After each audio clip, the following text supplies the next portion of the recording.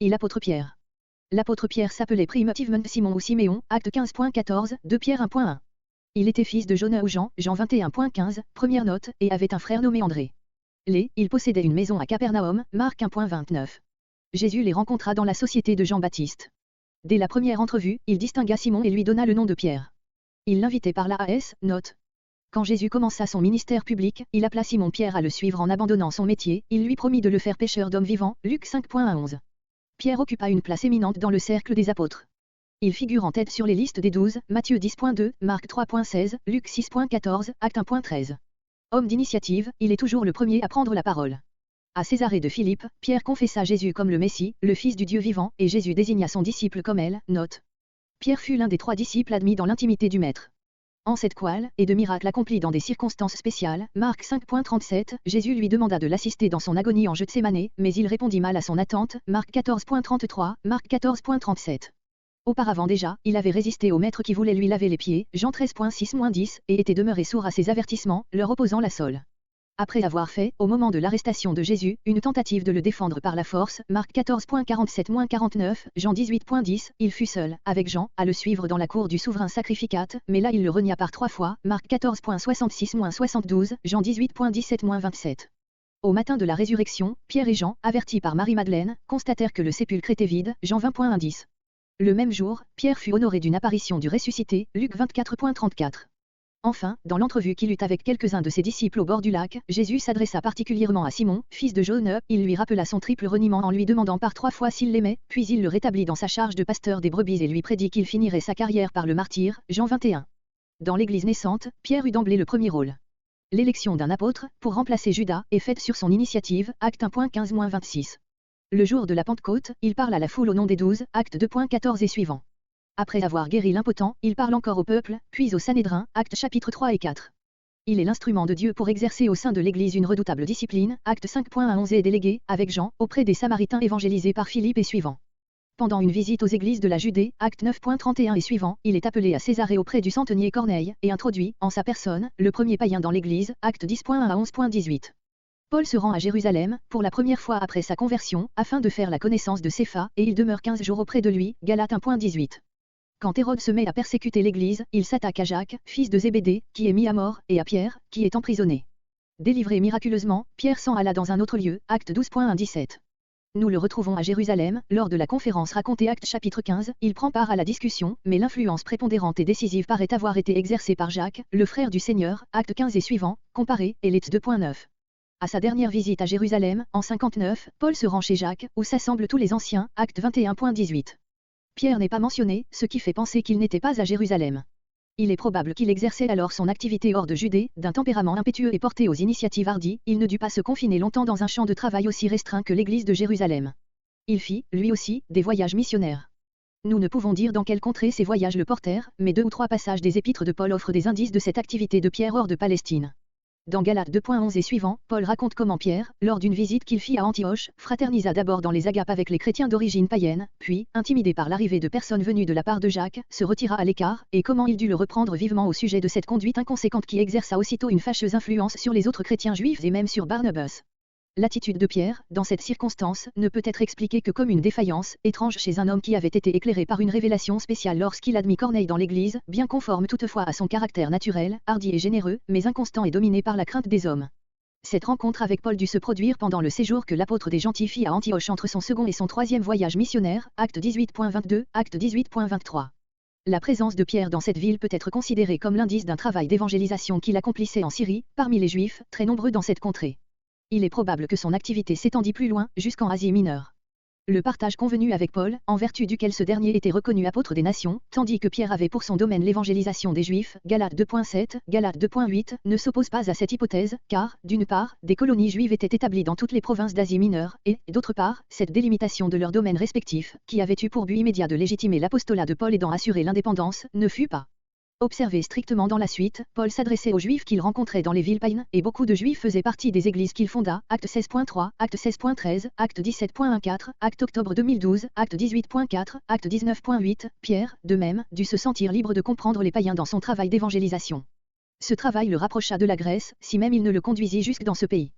Dans 1 Corinthiens 9.5, Paul mentionne incidemment, comme une circonstance bien connue des Corinthiens, le fait que Cépha conduit partout avec lui son épouse. L'existence d'un parti de Cépha dans l'église de Corinthe, 1 Corinthiens 1.12, ne prouve pas que Pierre ait été dans cette ville, car ce parti peut avoir été formé par des gens venus de Palestine, qui se réclamaient du chef des apôtres, mais Pierre aurait-il joui d'une telle autorité à Corinthe, s'il n'avait jamais franchi les limites de la Judée? Enfin, la première épître qui lui est attribuée peut être invoquée comme l'indice de son apostolat en Asie mineure. Sans doute, elle ne renferme pas, comme la plupart des lettres de Paul, des salutations pour des amis personnels de l'auteur. Mais son caractère d'encyclique, adressé à des églises réparties en plusieurs provinces, ne permettait pas à Pierre d'y inclure des messages individuels. L'épître dite aux Éphésiens n'en contient pas non plus. Si Pierre n'avait jamais eu de rapport avec les églises d'Asie mineure, quelle raison aurait-il eu de leur adresser sa lettre plutôt qu'à d'autres? L'hypothèse d'une activité de Pierre hors de Judée ne repose, il est vrai, que sur ces indices peu nombreux et incertains. De fait, l'histoire est muette sur les 20 dernières années de la vie de l'apôtre. La tradition catholique, sur laquelle repose tout l'édifice de la papauté, supplée à cette lacune, en rapportant que Pierre vint de bonne heure à Rome, fonda l'église de cette ville, la gouverna 25 ans, et fut ainsi le premier des souverains pontifes. Les textes les plus incontestables démentent cette tradition.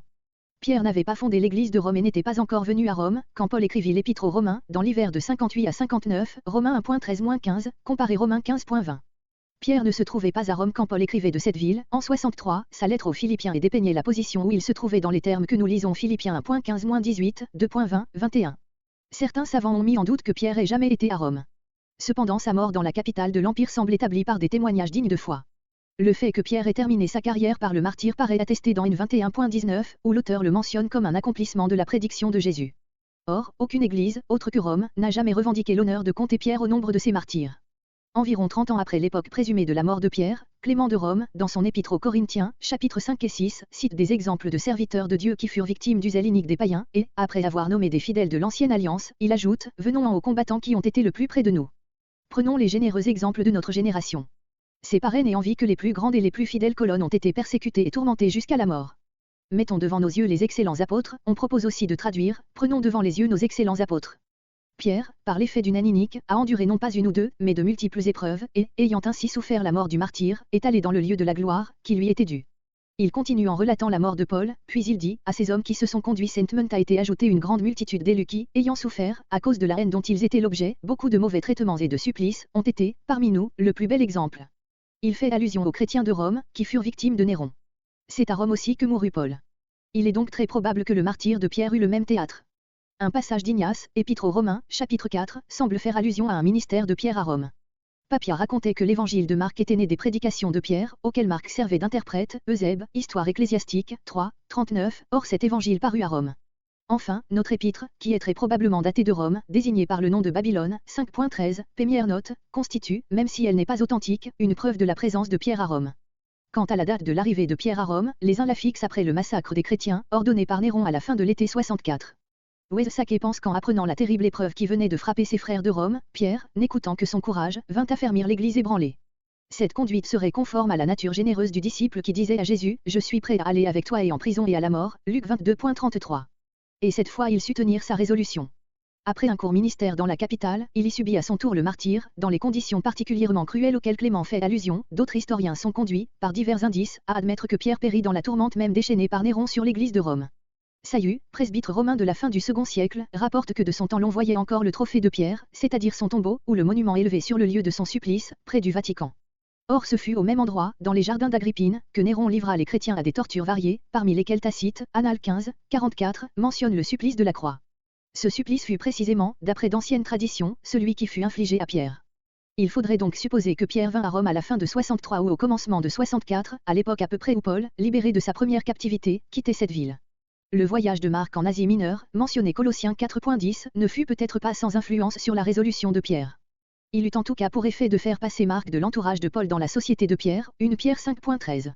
Si l'épître aux Colossiens a été écrite à Rome, et si c'est de là que Marc entreprit son voyage, il put renseigner Pierre sur la situation de l'église de Rome et sur les difficultés que les judaïsants suscitaient à Paul, Philippiens 1.15, et suivant, sur les espérances de Paul d'être rendu à la liberté, Philippiens 1.25, et sur ses projets ultérieurs, il put, par ces nouvelles, déterminer Pierre à se rendre à son tour dans la capitale de l'Empire.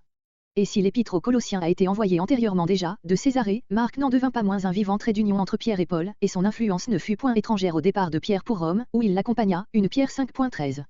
Le ministère de Pierre à Rome, si court qu'il ait été, et grâce au martyr qui le couronna, assura à cet apôtre la position hors pair qu'il occupe dans la tradition, dès le second siècle. Il l'a déhuté d'ailleurs autant à ce qui lui manquait, qu'à ses qualités généreuses.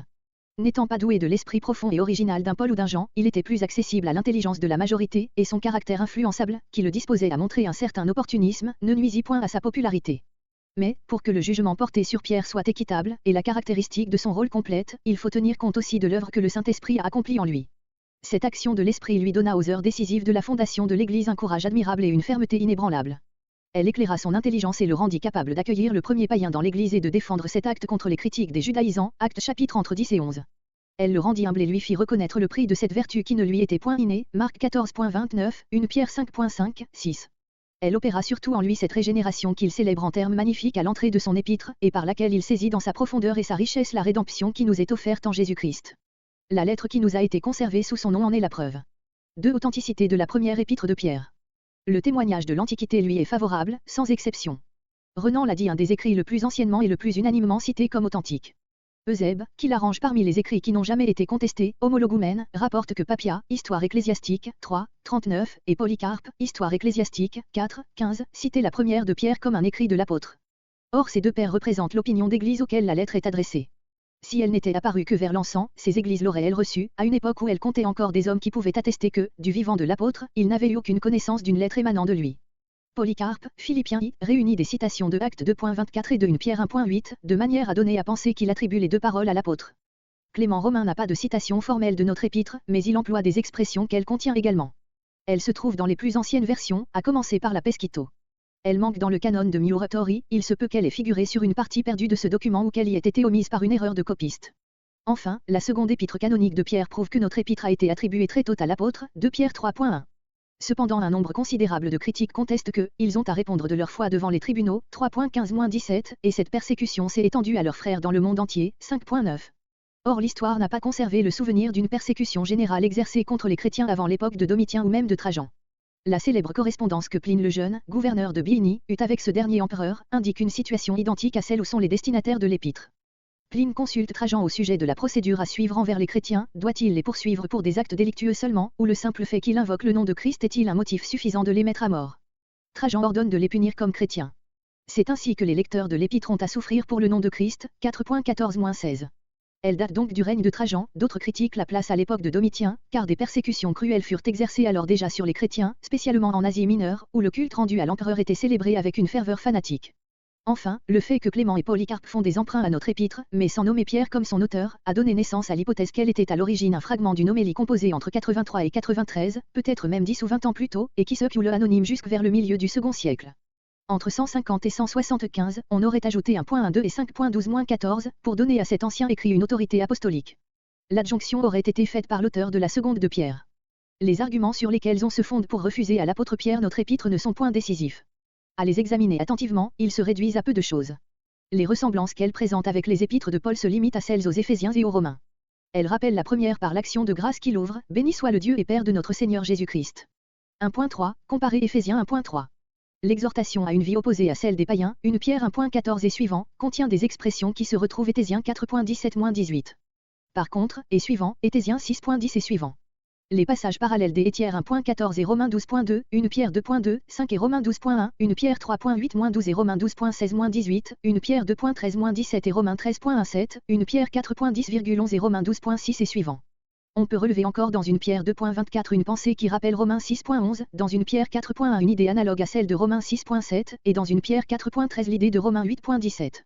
Enfin, dans la citation de Ésaïe 28.16, faite au chapitre 2, verset 6, l'auteur de notre épître donne une traduction qui diffère sensiblement de celle donnée par Paul dans Romains 9.33, et qui n'est pas identique non plus à la version des Septante. Ce qui ressort de ces comparaisons, c'est que notre auteur, traitant les mêmes sujets que Paul dans quelques passages de ses épîtres aux Romains et aux Éphésiens, exprime des pensées semblables en des termes qui rappellent ceux de l'apôtre des gentils. Mais il ne reproduit textuellement aucune phrase de ce dernier.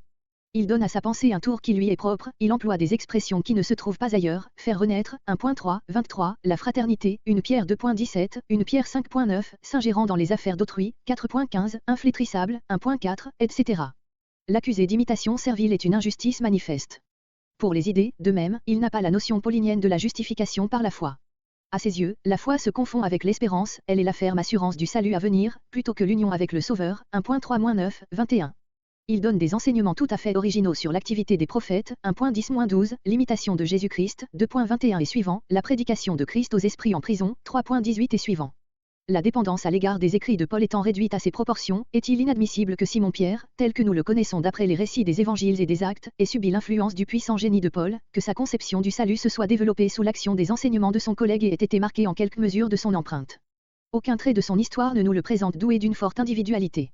Quand Jésus l'a appelé rocher, il lui a montré ce qu'il devait devenir par la grâce de Dieu, non ce qu'il était par nature. Au sein de l'église de Jérusalem, il est éclipsé par Jacques, le frère du Seigneur. À Antioche, son attitude hésitante le fait reprendre par Paul. Sa pensée et son style ne devaient-ils pas nécessairement subir les influences d'autrui? Son épître ne rappelle pas seulement les épîtres aux Éphésiens et aux Romains. Elle offre aussi des ressemblances frappantes avec l'épître de Jacques, comparez l'introduction à cette épître. Il n'y a rien d'étonnant à ce que Pierre ait connu cet écrit d'un homme avec lequel il fut en relations étroites. Quant aux réminiscences des lettres de Paul, le fait qu'elles proviennent toutes des deux épîtres aux Romains et aux Éphésiens est remarquable. Si Pierre a écrit notre épître de Rome en 64, il avait lu certainement l'importante lettre que Paul avait adressée à cette église 5 ans auparavant, et quant à l'épître dite aux Éphésiens, elle est une encyclique adressée à diverses églises d'Asie mineure. N'était-il pas naturel que Pierre, écrivant à ces mêmes églises, s'enquit de ce que Paul leur avait écrit peu auparavant? Il put en être informé par Marc, qui se trouvait auprès de Paul au moment de la composition de l'épître aux Éphésiens, Colossiens 4.10. Marc fut peut-être l'un des porteurs de cette encyclique, que l'on reproduisit à plusieurs exemplaires dès l'origine et qui parvint ainsi à Pierre. Au contraire, si la première épître de Pierre n'a été rédigée que vers l'encens, pourquoi son auteur a-t-il borné ses imitations à ces deux épîtres de Paul?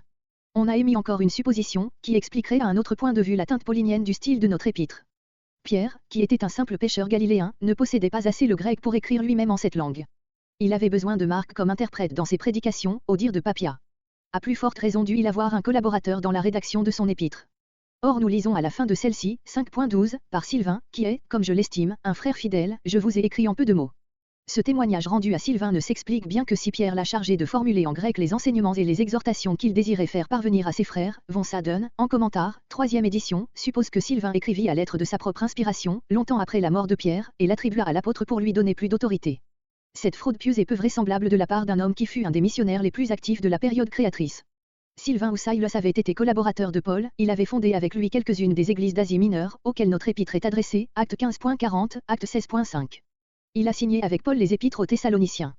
Il s'était pénétré de la pensée et du style de cet apôtre, et, tout en reproduisant fidèlement les idées de Pierre, il put leur imprimer sur quelques points une forme qui rappelle celle de son premier maître. Quant à l'argument tiré de la situation des destinataires de l'épître, il ne résiste pas non plus à un examen impartial.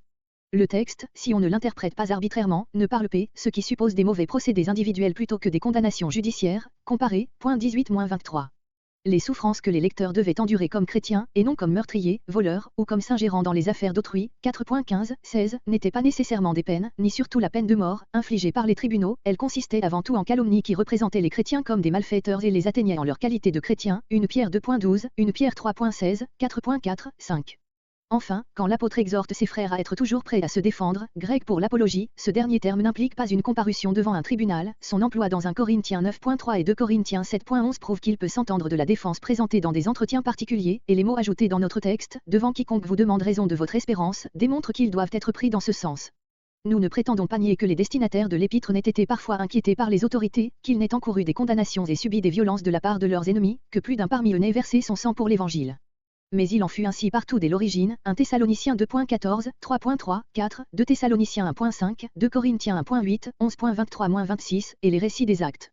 Nous accordons même qu'il y avait eu récemment une aggravation dans la position des chrétiens. Pierre exhorte ses lecteurs à ne point trouver étrange la fournaise qui est au milieu d'eux, il leur annonce que c'est le moment où le jugement va commencer par la maison de Dieu, 4.12-19, que les mêmes souffrances sont imposées à leurs frères dans le monde. Cette situation répond à ce que nous savons des temps qui précédèrent le massacre des chrétiens de Rome. Tacite en introduit le récit par ces mots, Néron, voulant mettre fin à la rumeur, qui l'accusait d'avoir allumé l'incendie de Rome, inventa des coupables et infligea les supplices les plus raffinés à des gens haïs pour leurs infamies, que le vulgaire appelait chrétiens. Annales, 15, 44. Si les chrétiens étaient haïs à Rome pour les infamies qu'on leur imputait, ils l'étaient également ailleurs. Cette haine s'était accrue avec leur nombre. Dès le règne de Néron, elle coûta la vie, en Asie en particulier, à plus d'un témoin du Christ. L'Apocalypse nous en fournit la preuve, Apocalypse 2.9, Apocalypse 2.10,13, 3.8, 6.9, 10. Rien ne nous paraît donc s'opposer à ce que notre épître ait été écrite par Pierre. Il l'a écrite dans les derniers temps de sa vie, à la fin de 63 ou au commencement de 64, s'il a terminé sa carrière dans l'automne de cette année, un peu plus tard, s'il n'a subi le martyre que vers la fin du règne de Néron. B. Weiss, Enleitung, page 416, estime qu'elle fut écrite vers 55, de Babylone, et adressée à des communautés judéo-chrétiennes qui se seraient formées en Asie mineure antérieurement à l'activité missionnaire de Paul. Jacques, dans son épître, et Paul, dans les épîtres aux Romains et aux Éphésiens, auraient imité Pierre. Cette opinion n'a été admise que par Kuhl dans son commentaire de la collection Meyer. C'est de Rome, désigné par le nom symbolique de Babylone, que la lettre est datée, 5.13, première note. L'antique cité de la vallée de l'Euphrate n'existait plus, et s'il y avait en Babylonie des colonies juives florissantes, la tradition n'a conservé aucun souvenir d'une mission de Pierre dans ces contrées. 3. Analyse. Notre épître est destinée à des chrétiens éprouvés, elle les exhorte à marcher conformément à leur sainte vocation et à souffrir patiemment, en regardant à Christ qui a souffert pour eux. Ce contraste entre l'espérance glorieuse, la joie ineffable qu'un salut, acquis à grand prix, assure aux rachetés de Christ, et l'opprobre, les persécutions, les souffrances auxquelles il est exposé comme chrétien, domine toute l'épître. L'épître s'ouvre par un aperçu présenté comme un acte d'adoration et de louange de toute l'œuvre du salut, 1.3-12. Elle contient ensuite des exhortations, que l'on peut grouper en 3 séries, 1.13 à 2.10, 11 à 4.19, 5.11. Nous y distinguons les paragraphes suivants. Adresse de l'épître, action de grâce à Dieu qui nous a sauvés pour une espérance vivante 1.12. Exhortation générale à la sainteté et à l'amour 1.13 à 2.10. Le chrétien, dans ses diverses relations avec les hommes, doit agir et souffrir comme Christ 2.11 à 4.19. Dernières instructions, salutations chapitre 5.